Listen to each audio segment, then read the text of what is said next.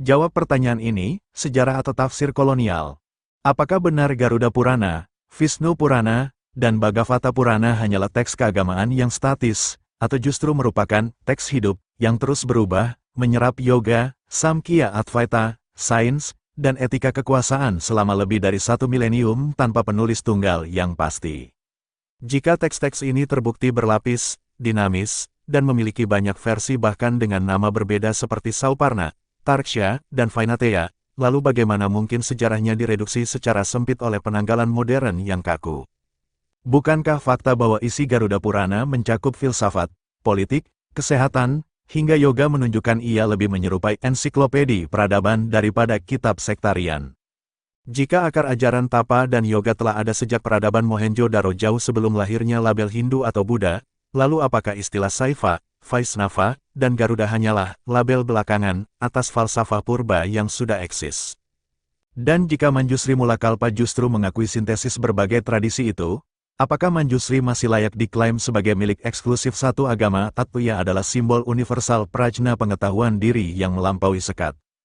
Ketika Candi Jago dibaca sebagai mandala bertingkat yang merepresentasikan perjalanan spiritual, dan Aditya Warman menempatkan arca Manjusri di sana, apakah itu tindakan religius biasa atau manifestasi sadar dari seorang yogi raja yang memahami keseluruhan sistem pengetahuan dari yoga, tantra, hingga politik kenegaraan?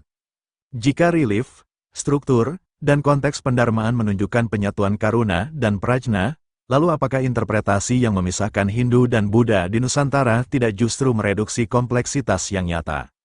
Lebih jauh lagi, jika para orientalis seperti Albrecht Weber pernah keliru mengidentifikasi teks, dan tradisi filologi menunjukkan adanya diskontinuitas serta rekontekstualisasi, lalu seberapa dapat dipercaya narasi sejarah modern yang bertumpu pada tafsir kolonial dan indianisasi tanpa verifikasi mendalam? Bukankah kesalahan ini membuktikan bahwa banyak kebenaran sejarah yang beredar hanyalah hasil tafsir berlapis, bukan fakta final? Maka pertanyaan puncaknya, apakah kita sedang membaca sejarah, atau hanya mengulang tafsir yang sudah dibentuk oleh kepentingan, keterbatasan, dan asumsi para penulis sebelumnya?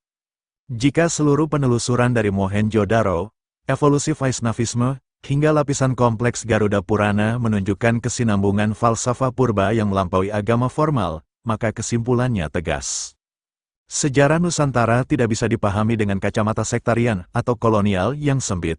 Cara membaca sejarah harus berlandaskan logika yang benar, objektif, dan kritis, bukan sekadar menerima popularitas narasi yang tersebar. Kesadaran inilah klimaksnya, kebenaran sejarah bukan diwariskan, tetapi harus diuji, dibedah, dan dipahami secara ilmiah agar tidak terjebak dalam ilusi interpretasi yang dianggap fakta. By Santosaba.